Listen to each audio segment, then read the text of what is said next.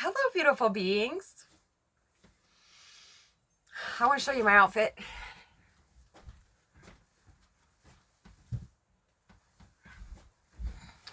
And I have red crystal earrings and green.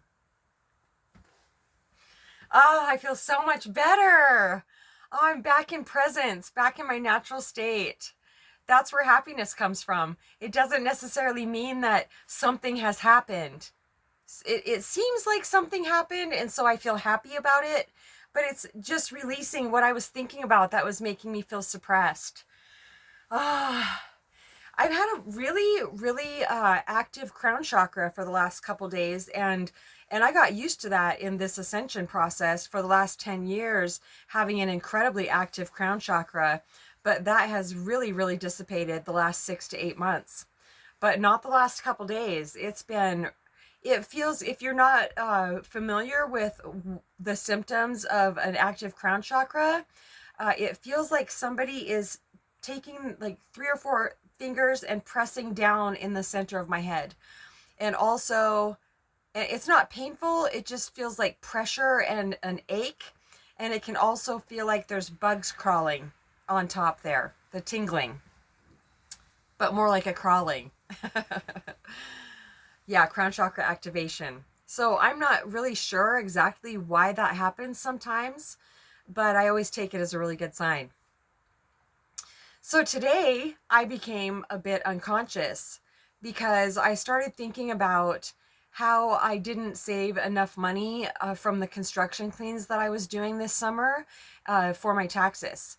And I was really disappointed in myself, and I didn't understand, how I could do that and actually where the money went. So I went and got a printout from my bank today, and I'm just going to look over it and make sure that everything is, like it's supposed to be, and really become aware of my spending habits.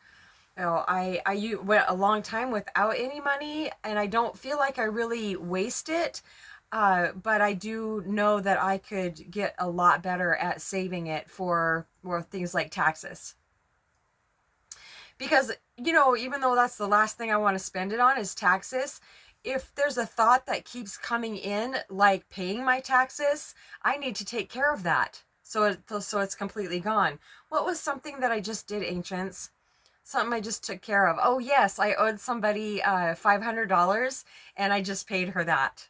And it's not often at all that I ever have to borrow money, but my last car, Zeus, it was a 23-year-old Subaru. It needed a new transmission, and right before I got my new amazing vehicle, I had to borrow $1,100 to get it fixed, and I just paid this person off, which just felt absolutely incredible. So I feel I don't mind paying my taxes at all. I'm grateful that I'm in a position to where I actually can.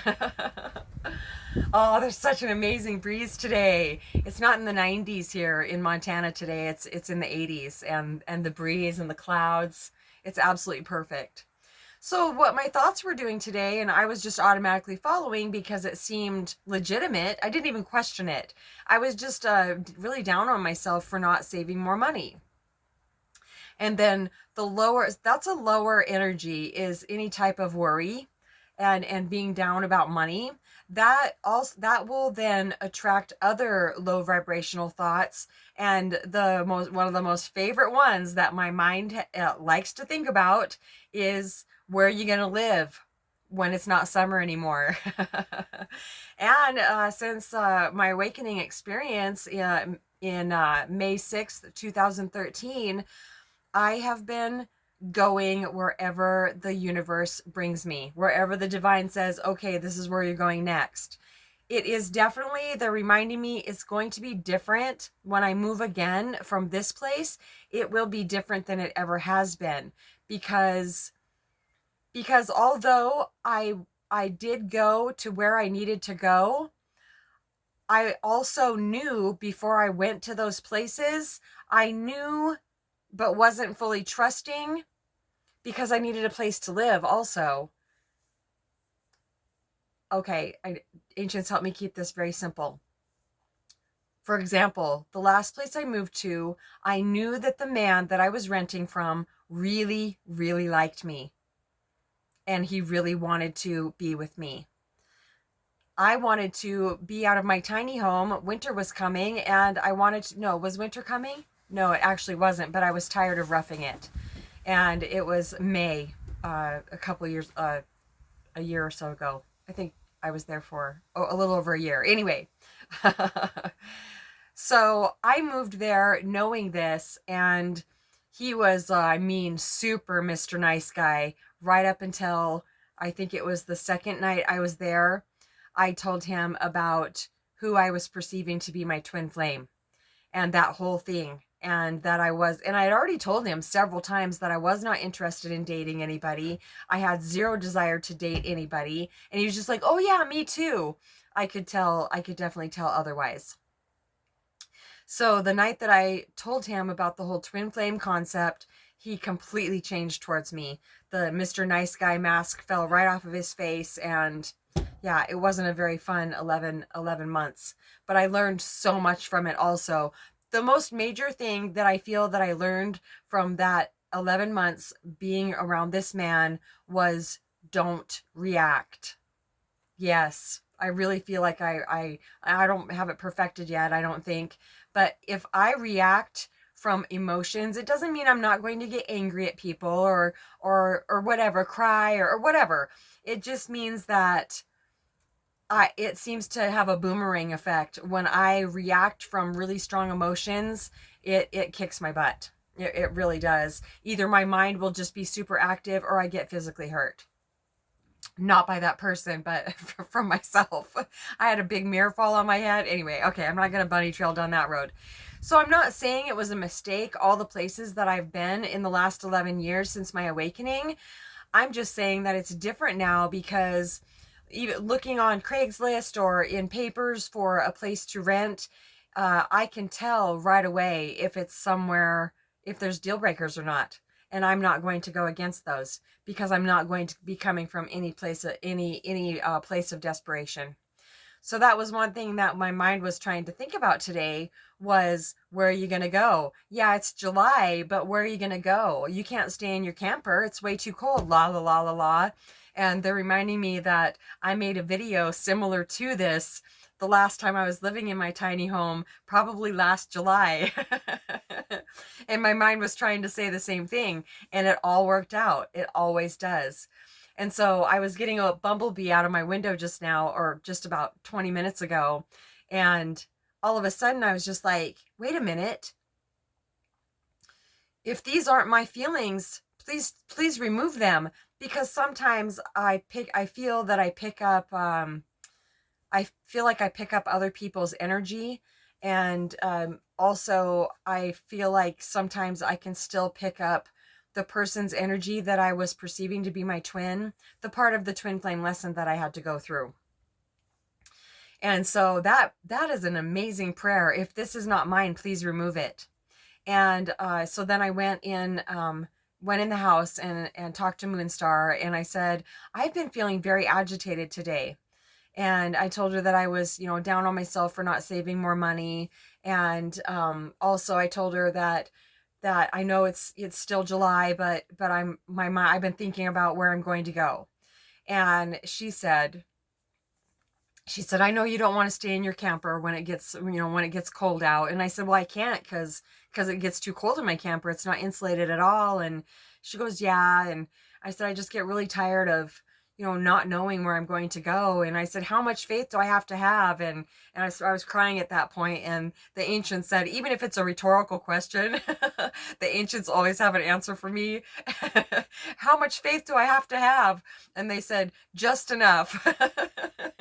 Just enough. It's not that if I don't have faith that things won't work out. The faith is so I will be able to feel peaceful as everything is working out. And so she said, well, you can stay here. We could figure something out. And I mean, that's just so lovely, isn't it? Wow, that just brought me so much peace. I feel just so incredibly better. I mean, my crown chakra is so active right now. I'm gonna have to Google that again and see what that means. I feel like I'm having downloads today from the divine also. And also they're saying that through this ascension process, we are getting packed with more light than physical forms have ever been able to hold on planet Earth. And so I feel that that is open. I have often seen my crown chakra as a cervix that opens and closes, and I see it as just completely open right now, and just nothing but divine light pouring in and information from the divine. So beautiful. So, speaking of Moonstar, she told me that I could share this story with you about what has been happening with her. She had a cough for several weeks. She took antibiotics for it, and I believe it was 3 days ago now. I went in her house and I said, "What's up with your cough? It should be gone by now." And the ancients, I asked a question, even though it was rhetorical.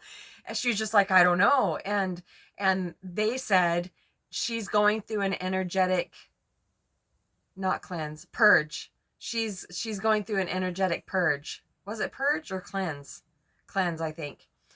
And same thing. And so then I said, "Oh," and so I said, "Oh, the ancients are saying that you're going through an energetic cleanse right now." And she goes, "Oh, okay." And so I came back over here to my tiny home and got my healing book. Let me see. Yep. So I've had this book for 19 and a half years now. Somebody gave it to me right after I got sober, right after I quit drinking, January 8th, 2004. And it's called Heal Your Body by Louise L. And I mean, it's very old. It doesn't even have a cover anymore. But yeah, I've spoke about certain books that have come to me in my life, and I call them my Bibles. And this is definitely one of them. And so I came over here and they said, look up the healing words for coughing. Okay, so let me grab my glasses here real quick. Ancients, where are my glasses? Thank you. So I'll tell you, there's a mental cause for every physical ailment. And then there's the metaphysical healing words. And so cough is, okay, a desire to bark at the world, see me, listen to me. And when I read that to her, I grabbed it and ran right over there. And when I read that to her, I said, "Does that resonate?" And we knew that she goes, yes, it does. It's about the person that she has always perceived to be her twin also. There's a very intense bond with these people. And it's for our highest growth, for the other person also. But it doesn't necessarily, it doesn't necessarily mean union, that it will turn out as union on the earth plane. It's definitely for our soul's highest growth though. And if it's for my soul's highest growth, it's for the best, the better. Sorry, ancients, please slow me down just a little bit. It's for humanity's highest good also. So she started crying and said, well, she's learning to release it. She gets welled up, and I said, you want to, why aren't you letting yourself cry?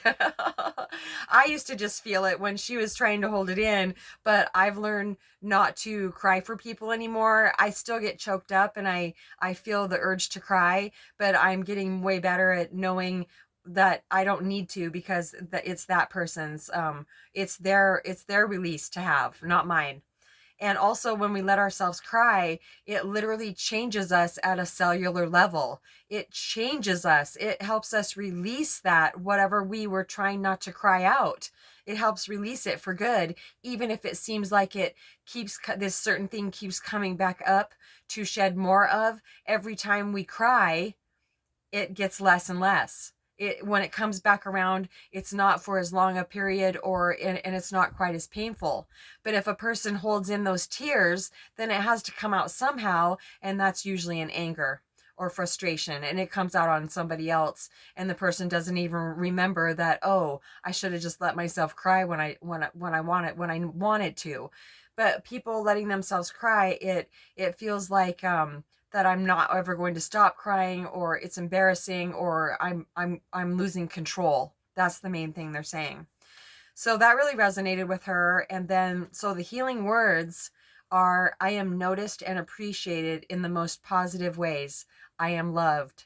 So I wrote the mental cause on one side of the paper, and then the healing words on the other side of the paper. And she started saying it day before yesterday. And so then yesterday, when I was around her, we were talking, and oh no, yes, okay. Yes, it was it was the very next day after she started saying these words. I went in her living room and we started talking, and she said, today I was feeling worried that he was going to move on with somebody else. And we both know that he's not in a place in his life that he could actually do that successfully. But still, that doesn't matter. When those thoughts come up, it feels real. It feels like a possibility. And so then what she heard all of a sudden was, these are not your thoughts. These are his thoughts. He's worried about you moving on, which is a really good possibility because her vibration is so much higher than it used to be. She's incredibly healthy and self-aware, and she doesn't tolerate bullshit anymore. Absolutely not. And so it's just so beautiful because it and I was just like, oh my gosh. And I pointed at the piece of paper that she had on her countertop, and we both fully acknowledged that this shift happened because these medical physical words that we say for the vibrational healing to rise us up out of the lower vibration that we were swimming in, it works every single time. And so she was able to have this shift of perception because she was willing to say those healing words and help rise herself up so she could get that higher perspective of what was happening. Absolutely beautiful. Wow. So yes, it's still available. Louise Hay, Heal Your Body. It works every time on every single physical ailment I have ever had. And lately, okay, so I looked up something the other day, and I have written beside it in here every single time. So I started saying the healing words. It's fear of deadlines, this thing that was coming up for me. Fear of deadlines, anger of the past, afraid to let go, and feeling burdened. And it's all about how busy I've been at work. That's the only thing. And so the healing words are, I release all that is unlike love. There is time and space for everything I want to do. And years ago, when I started using this to heal myself, to help to co-create healing myself with the divine, my mind was fixated on the fact that I didn't understand the healing words. Always the mental cause always resonated with me, but I didn't understand how the healing words would help. But I just started saying them anyway. And so what I've noticed over the years is I say it for about, now I just say it for as long as it takes, which is not long at all. But when I started out, it was about 2 weeks. The spiritual antibiotic of these healing words was about 2 weeks. And before that 2 weeks was over, before even a week was over, I was understanding what I was reading more and more deeply, and having more and more realizations about, because I was reading these words. I hope that made sense. I'm sure it did. Oh, so it's just absolutely magical. And it's so beautiful because, of course, we can't make anybody do anything. We could tell them all day how amazing this is and how well it works and how magical it is. But it's just better to be an example. And one thing that I love about the people that I get to work with is they're usually desperate enough to overlook any of the annoying qualities that I may have as a person. And they are so desperate because they've been tortured by their minds for so long that they have the willingness to do these things that seem too simple to help. It's usually the simple things that do help, right? It's just the mind that overcomplicates it. And it wants to overcomplicate it. They're saying the mind wants to overcomplicate it so we don't come out of where we've been, because the mind in its sick state that it's been in for lifetimes now, it is addicted to thinking. It's not in its natural state. And when I say the mind wants us to think badly, I'm only talking about the unconscious mind. I'm not talking about the mind in its natural state.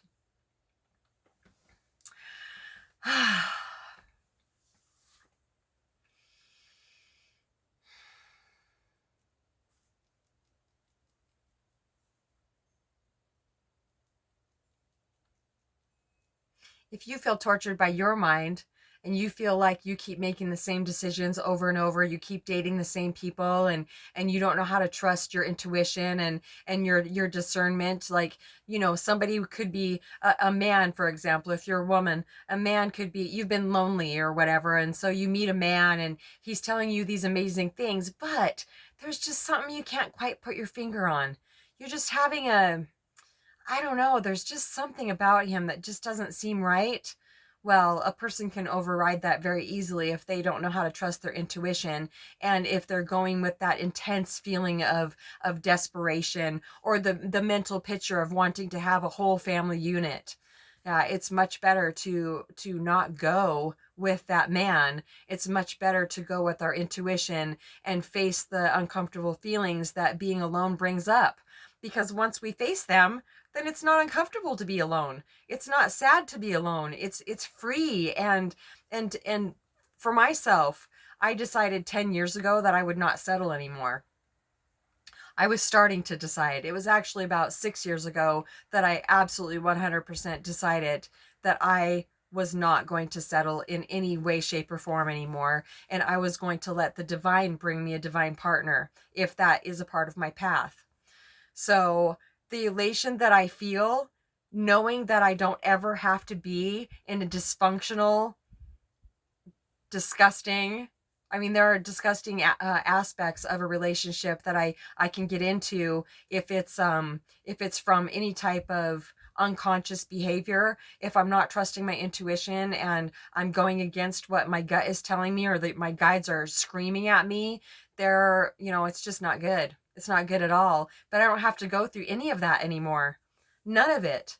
My divine partner, I've been abstinent from sex for, it'll be 6 years in August, and my divine partner will be so respectful of me and be on the same, the same vibe, I guess, that he will absolutely want to be best friends. Sex won't be a part of the equation. There will not, for a long time, because it takes a long time to get to know somebody and to become best friends. It is imperative for me. Absolutely imperative. And I know that my divine partner will feel the exact same way. Of course, we'll kiss and hold hands and snuggle and stuff, but none of the other stuff will happen unless it's absolutely right. And I just feel so much joy in that. I don't have to feel uncomfortable around a man again, because I'm not going to put myself in that position. I can feel the need coming from a man a mile away, and I don't. I go the opposite direction for sure. So I think that's it for now. saltsongwithmamag@gmail.com, or you could leave me a question or a nice comment in my comment section. I've just started posting these videos on my Facebook page also. It's Song with Mama G on Facebook. So, and that seems to be going really well also. All right. Love you so much.